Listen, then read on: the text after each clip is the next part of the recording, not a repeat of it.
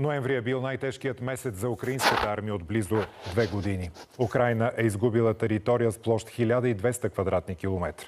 Под обсада са няколко украински селища. Руската армия се опитва да установи контрол и над стратегически пътища. След руската офанзива през последните седмици, Русия вече контролира почти 18% от територията на Украйна.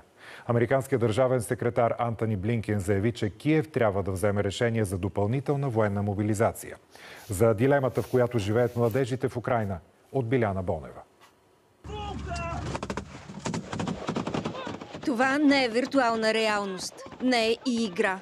За много украински младежи това е ежедневие. Ние сме най-младите в нашата бригада, в батальона. Моят мерач е на 21 години, аз съм на 24. Командирът ни е на 27.